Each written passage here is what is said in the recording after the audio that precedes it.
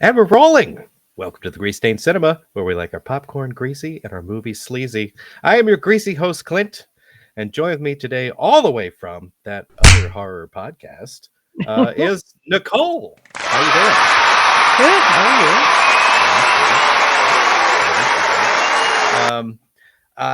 doing? This is our second episode, so I wanted to do another movie. I have an entire collection of discs and so forth that I've bought at conventions or got as campaign perks for independent movies. And this is a show dedicated completely to the independent film, specifically local ones. And today I've decided to go with Deathboard from 2020. So it's got a couple of years on it. And you may notice right here, there's a signature here. I went to a convention in Pittsburgh this past year called Gross Fest, and I ran into one Melissa Sapienza. Hopefully I said that right. I feel good about it. She was awesome. If you've not heard that name before, I can direct you to a couple of other works that I've seen her in, one of which is The Legend of Crickfoot. Another is Killer Camp Out 2. And another one would be Crackoon. All of which, at some point, I would like to cover on this show. We'll see how soon that happens. But I think I'll start out by reading what they posted as a description on IMDb.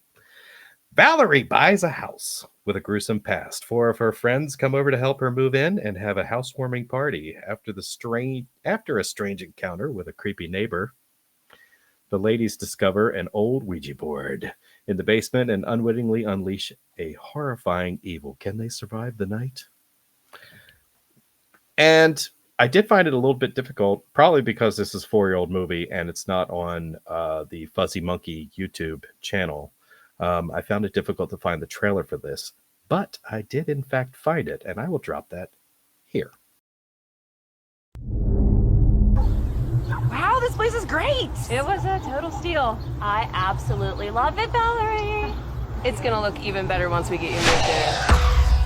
I never really told you guys how I got this place so cheap. Do you remember a case maybe 4 years ago involving Cyrus Riker? Wait, the guy that killed all those people? Yes. Wait a minute, so you're not saying that this place is the old Riker place.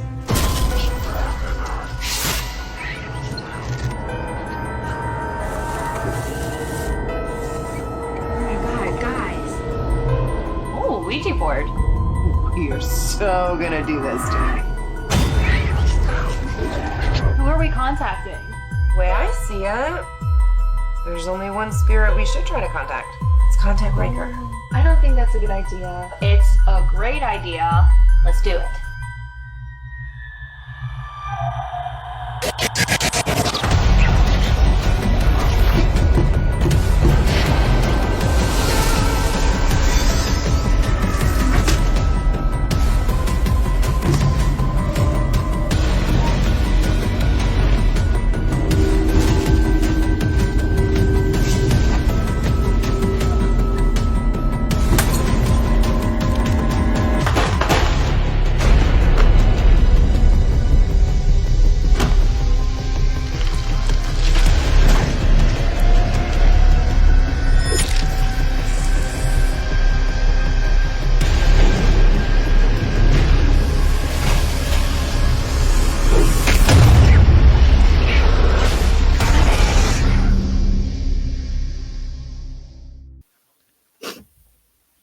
So, Nicole, Yes.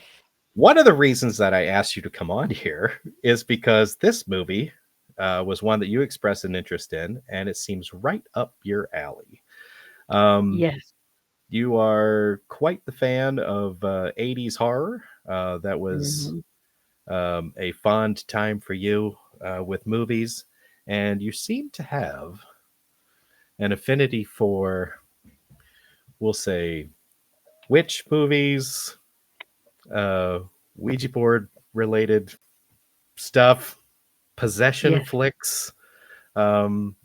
So what is your expertise coming into this? What kinds of movies do you like that make you an expert on this particular topic? I love the paranormal. I do. I love paranormal movies. I love ghost stories, haunted houses, anything to do with that. Possession scares me to death, but I still love it and still watch it, even though I risk the few nightmares here and there. Uh, Mhm. I did have an interest in this. When you showed me all the movies that you got, this was the one that jumped out at me. The cover art's fantastic, and I was very, very excited to finally see this. Well, I was very happy to share it with you. Luckily, I was able to do that. Did this movie put you in mind of anything else you've seen in the past? Yes. The very first scene in this movie, within the first 90 seconds, when we saw the killer unmask, I went, "That's the cop from Bloody Summer Camp." You're right. Yes, that's right. I'm like, I recognize him. I'm like, okay, I know some of the people in this movie. This Yeah. is going to be good. Rick Germain, I believe you're talking about. Yeah. He is a constant in local indie productions. I've seen his face Yeah. in so many things right now. Many of the other things that I talked about that Melissa was in. I could tell you he was also in The Legend of Crickfoot. He was also in Killer Camp Out. Well, he's in the Oh, first one. great. Was he in the second one? I can't remember now. And he was in Crackoon. So if you want to get a little bit more Rick Germain, Yeah, yeah. And check out then the those. opening credits. Yeah, exactly. I mean, there's some really good movies. Bloody Summer Camp was fantastic. I loved it. Yeah, Um, yeah.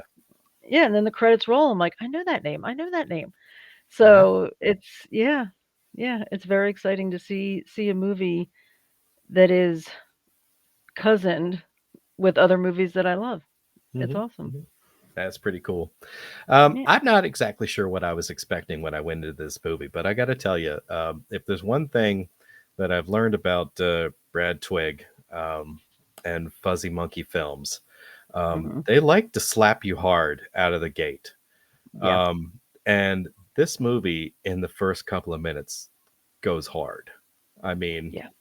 I I was like, holy shit, did I just like fall into a 70s exploitation, like torture film? I mean, like that's and I thought that about like another film of his that I watched, Killer Campout. I mean, like he goes hard like right out of the gate and like Yeah. wants to grab your attention, and I think that's really cool. So as I mentioned, Brad Twigg directed this. They had a writer of Todd Martin. We have some familiar faces in this. I mentioned a couple of them already. One of the things that I really want to point out, which I'm sure you noticed, Hmm. was that these folks are very good at making movies that feel like they're from another decade. Yeah. How 80s did this movie feel to you? Very 80s. It did. It was just from the kills to some of the wardrobe to, you know, Some waiting of for the guy, waiting for the pizza guy to ring the doorbell when in reality, you can see it on your phone where he is and when he's coming. And, yeah, you yeah, don't, when you order the pizza, you pay for it. You don't wait for him to mhm, come to the door and give him cash anymore. It's, yeah. so yeah, it did have a very, very 80s vibe to it. Yeah, and I did also take note of the synthesizer music that we got throughout, Yes. and they didn't waste any time showing our characters like outside the house of the house that the one character just purchased, and they were Mhm. getting ready to move things in, and they gave us an 80s montage Yeah. immediately. I was like, that's Immediately. fantastic.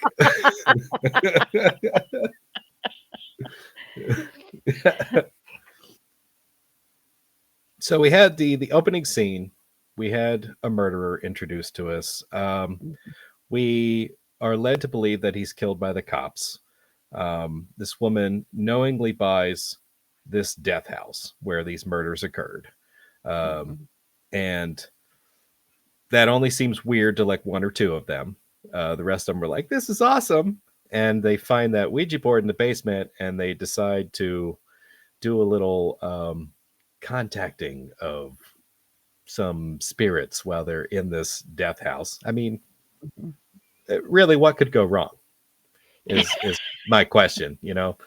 It's like that sounds like a Saturday night to me. Yeah, Um, yeah, get some that is pizza, have a standard few 80s. drinks, Yeah, hit up the old Ouija board and try to contact some murderers. That's what we yep. do, right? Find something Um, in the basement, bring it upstairs. That's your first mistake. that Did they never that see Evil Dead? You know? did they never see The Exorcist? You know what I mean? Like that was in the basement too. Yeah, yeah. We were treated to two gratuitous shower scenes. I thought that was excellent. So thank you Yes, very much. I did too. I thought there was some cool camera work in this. Yeah. Like specifically in between scenes. So it like felt like there was some good like B-roll footage that they Hmm. captured and put in here, specifically the clouds moving over the moon and stuff like that.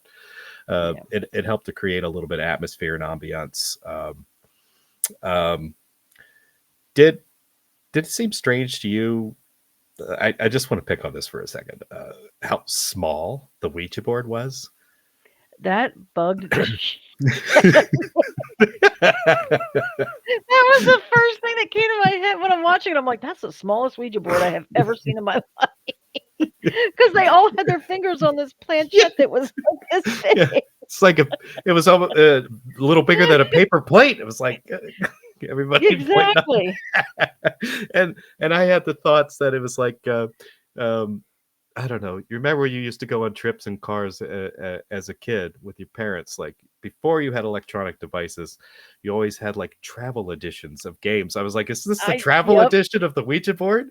Yeah. I Yeah. even wrote it down. I was like, hey Pocket trouble kids. game with this big. Tired of long car rides with your folks? Try the Ouija Travel Edition. Pass the time contacting spirits on the go.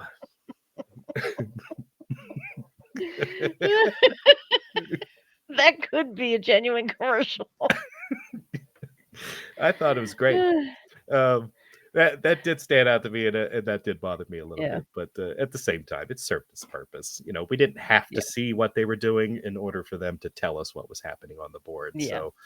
So in the end, I was all right with it. I just wanted to make fun of it for a second. Yeah. How'd you feel about the blood effects? Fantastic. I loved the special effects and the makeup in this. It was really, really good. Mhm. The one that stood out the most was the head trauma scene. Oh, okay. Yeah. Yeah, I know you don't want spoilers. I'm trying to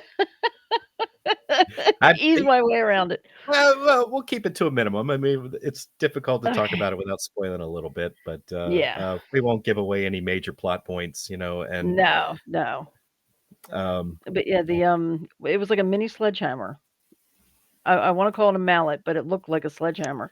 yeah, I'm And the with you. way the brains just kind of dribbled out when she hit the floor. That was fantastic. That was probably my Yeah. favorite kill. Yeah. Okay, cool. Yeah. That was one of mine. I could call that my favorite kill. A good runner-up was probably the broken bottle. If you remember that Yeah. one, That was um, good. when one of the other poor characters got it, and well, there was a bottleneck effect. What can I tell you? So, I felt the blood looked really good. It did. One of the things that I have a tendency to notice with some of these independent movies is they don't quite get the mix right. The color, like I guess I can understand they don't want it to look too dark on camera. Mhm. So a lot of times you get like a really like brighter red or kind of a watery looking blood because they want to be able Mhm.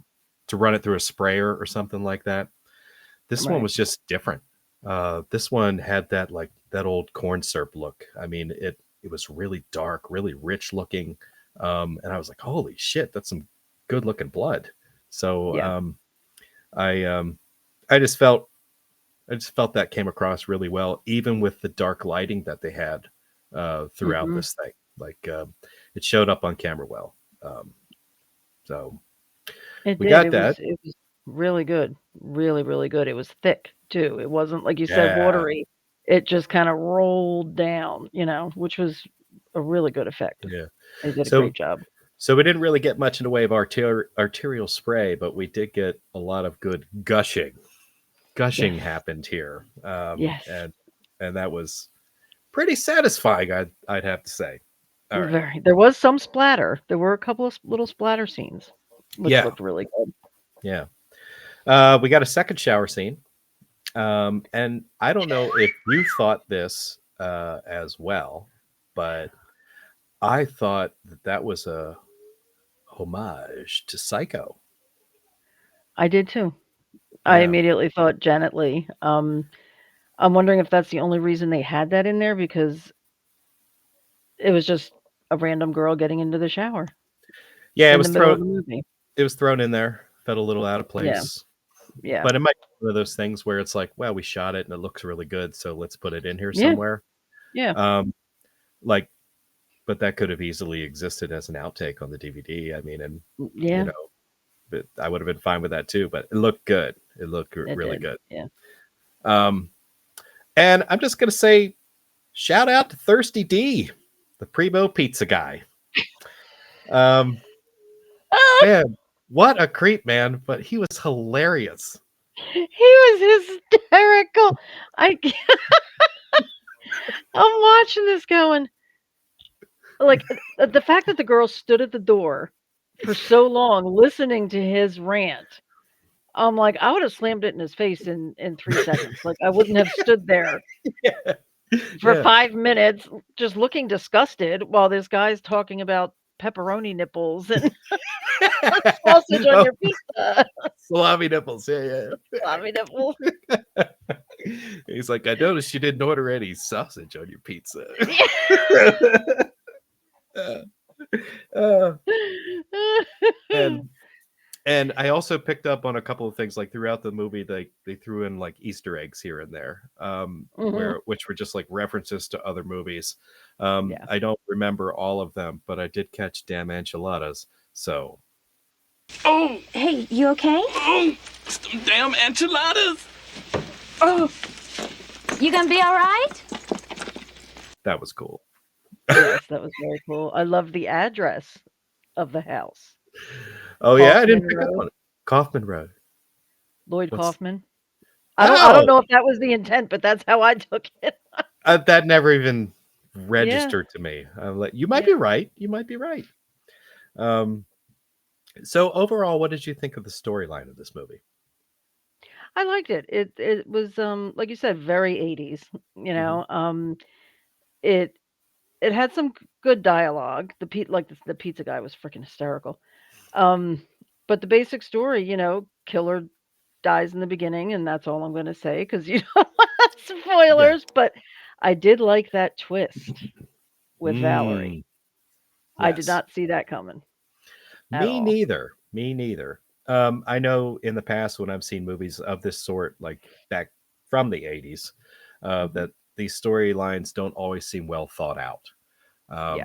And sometimes they're a little haphazard, and you're trying to like draw things together to have very thin connection to it. This was not a Mhm. complicated story, and I felt like Mhm. it made sense from start to finish. Like I didn't have to like stretch my brain to try to figure out what was happening, or just feel like confused at some point. It's like, well, that doesn't make any sense. Like everything in this Right. made sense. Like it had a very Yeah.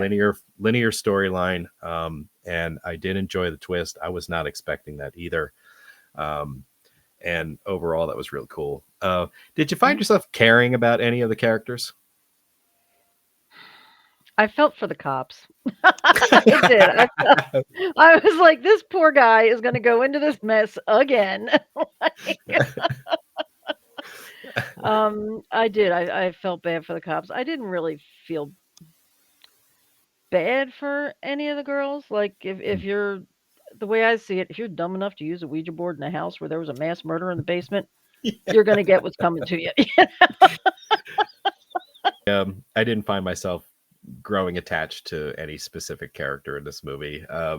but I kind of like that because um, it's a lot more fun to watch characters die if you don't care about them.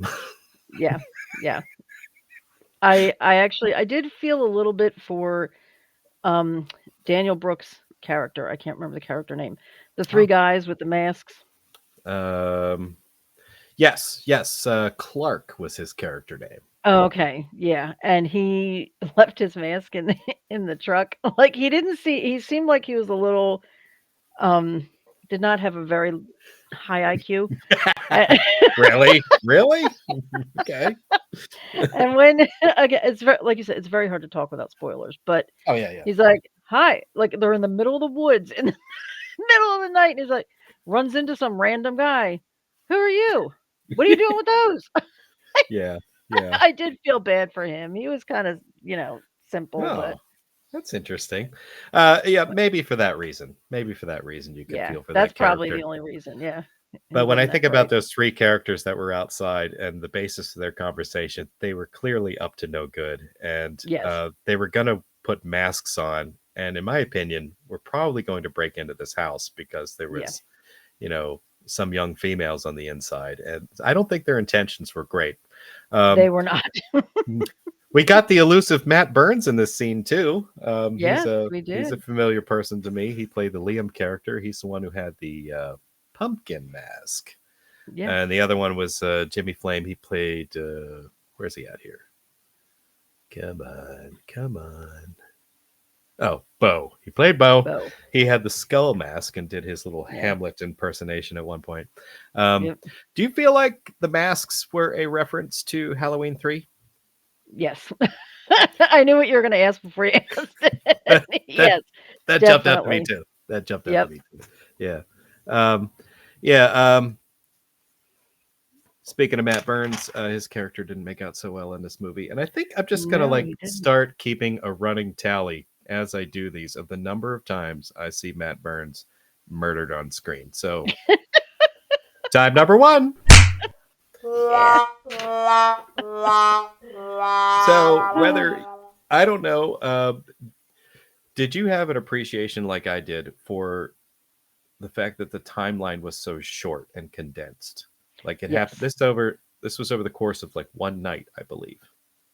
I find myself preferring those kinds of movies where it's not Yeah. longer than a day or two. Right. When you get something that goes on for years, it's very tough to watch. It seems like it just drags out. But Mhm. everything kept in real time, I much prefer. Right. Exactly. Um, I liked that a lot. The fact that it happened over the course of just like one overnight. They're just in the house. Yep. They just moved in. They're having their little sleepover thing. Bad stuff starts happening and keeps going until the end. And we Yep. didn't have like any separations of days. We didn't drag this into day 2, day 3, anything like that, Yeah. where we have to explain through dialogue, hey, what happened to so and so? I can't find them. That type of Yeah. thing. So it happened, like everything happened close enough together that it was reasonable that none of the characters would really suddenly be worried about any of the others. Right. And to me, the timeline felt tight, and I liked that. And this movie asks all the important questions. The one character at least asked all the important questions when she was drinking, like which TV dad would win in a fight. And just for fun, for us, I'd like to ask you a couple of those myself. These were not in the movie, but in the Okay. same general vein of this.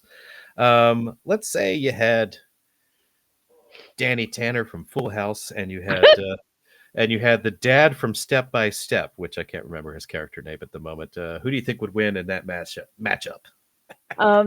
You mean Patrick Duffy? Yeah, I Patrick. think Duffy. Patrick Duffy.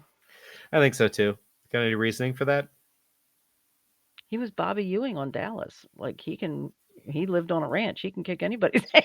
Okay. And Danny Okay. Tanner wasn't, Yeah.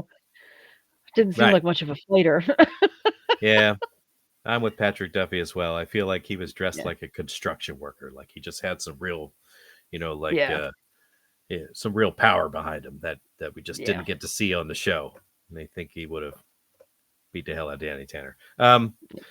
What about Carl Winslow from Family Matters against Al Bundy from Married with Children? Ooh, that's actually tough because Carl Winslow was a cop and carried a gun. So, are we doing just fisticuffs? Yeah, I think so. Yeah. Oh, Just Al Bundy. one-on-one. Easily. Okay. Yeah. Al Bundy was a tough motherfucker. Yeah. Yeah. I felt the same as well. My reasoning was that, he was a former football player, so he'd know how to hit hard. Yeah. And he wasn't afraid to die. In fact, Yeah. He welcomed it. He wished for it on every episode. Now, this one I got to look up because I can't remember the character name. But I was going to go with Alan Thicke's character, Growing Pains, versus who was the dad in Empty Nest? Richard Mulligan? I think that sounds right. Yes. I think it was Richard Mulligan. Mulligan. Yeah. Out of that matchup, what do you think? Richard Mulligan. Yeah? He had some years on him, so he was old school. And Alan Thicke on Growing Pains was a work-at-home psychiatrist. I never saw him without loafers and a tie. So I'm going with Richard Mulligan. Yeah. Okay. Well, I think I'm going to go with Alan Thicke on this one because I think he would have used psychological warfare and he would have made this guy feel so bad about himself that he would have hung his head just for a second for him to pull up his tie and choke him out with it. You know what I mean? So, but Richard Mulligan was a doctor, so he's used to blood and guts. So I don't know. We could have a real debate on this. Yeah. I don't love know. This stuff. But I guess that's all I really got on that. But that's fun. Thanks for playing along. Of course. I love that stuff. I'd have to say that overall with this, my biggest critique is probably that this got a little slow in the middle. And then one of the cops in the car told a story that, in my mind, somewhat contradicted the opening scene of the movie. Okay. And that's just because what we saw in the opening scene led me to believe one thing, and then the story seemed to change with the cop's recollection of it with that. And I feel like the killer kind of lost something with that slight story change from that dialogue exchange. That was just a little thing for me. I don't know if it bothered you at all, but I felt like it kind of messed with the continuity of the movie a little bit. That could just be a personal thing. If that didn't stand out and bother you, then maybe it's just me. It just didn't bother me. Okay. Yeah. Okay. Fair enough. We already said that the effects were great. I'm just going to toss out a couple other things that I noticed. I'm just going to say dick clouds. Yes. In the there was a painting in the house that if I were going to give that painting a name, I would call it Cloudy with a Chance of Penis. Yes. Did you notice the glass dildo on the coffee table? No, I didn't. Now I got to go back and look. I don't know if that's what it was, but that's what it looked like to me. It looked like a big glass curved penis. Yeah. Fantastic. Or maybe that's just me. Yeah.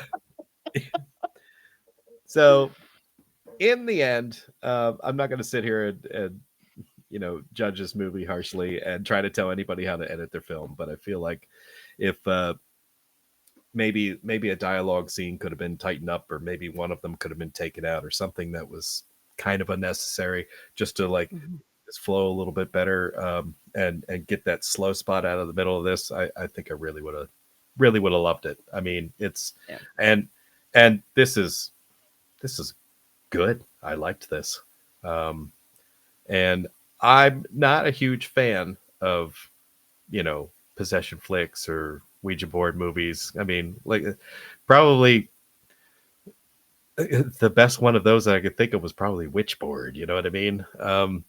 It's not a genre that I'm really huge with. And you have different opinions of that, which is why I wanted you to see this. So I don't know. You feel like putting a rating on this thing? I would. I would. Well, like you said, it could have been tightened up a little bit. It was a little choppy. Mhm. But for an independent movie, it was really, really good. I honestly, I think the thing that bothered me the most was the wardrobe. Wardrobe.